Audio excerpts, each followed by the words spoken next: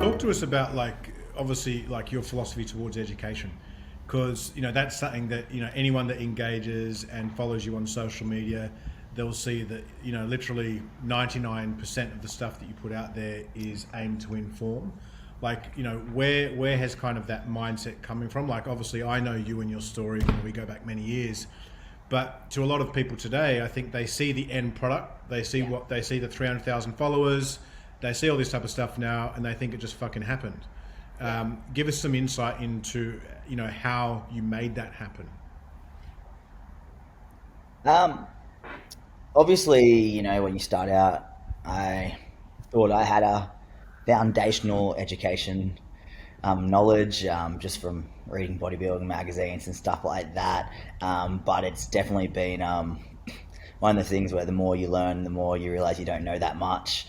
I think it was back in around 2014, I think I really started to dive into my education. I started to learn about Charles Poliquin, and then that's what kind of got me into a lot of like the Poliquin group stuff and reading Charles's books and things like that. And that's where, funny enough, my brother introduced me to clean health.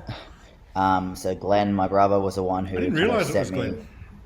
Yeah, so he sent me the Clean Health website, the old one from the city, and it was a lot of all these transformations and whatnot. And I remember looking at all the profiles, and I remember, yourself, Dane, the Rawdons, and it was this like endless list Yeah, of yeah, qualifications or courses you've done by signature, this.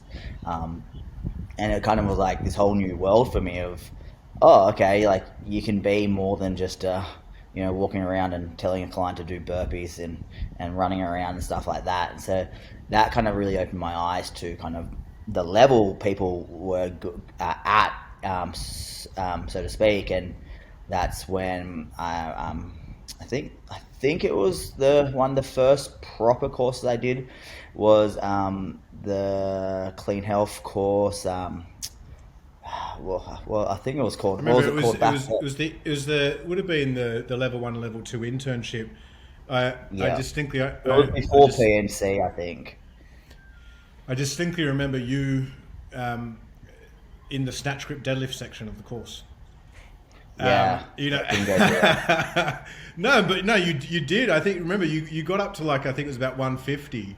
Yeah, And for anyone that knows, like that's 10 sets of 5 reps with 150 kilos on a snatch grip deficit with tempo. Like might sound easy, but practically applying it, it's fucking hard. But to your credit, I remember like you were the one that was like you were fucked, you were injured, but you still finished the workout. And kind of from my end, I really kind of saw that perseverance, and it stood out, because I think as I was saying to Maria beforehand, like I remember in those days, you coming into the Clean Health gym and kind of talking about what you were going to do in the industry. And as you know now, like as someone who's senior, for me back then it was like, oh, okay, yeah, sure, he's going to do that.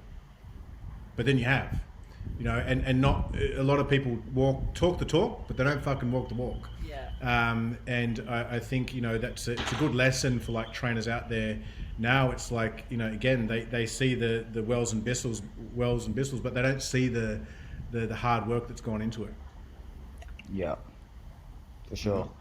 It was yeah, and so from that 2014, that's where I kind of really just dove into all the education, and so it's just been just a kind of accumulating knowledge, taking this from that person, this from that kind of course, and you spend a fair few years kind of really building up your own knowledge from other people. But then I think the last couple of years is where then I think when you have enough experience, you can start to then Yeah. really form who you want to be as a coach as well. Because it's not about trying to be the next anyone else.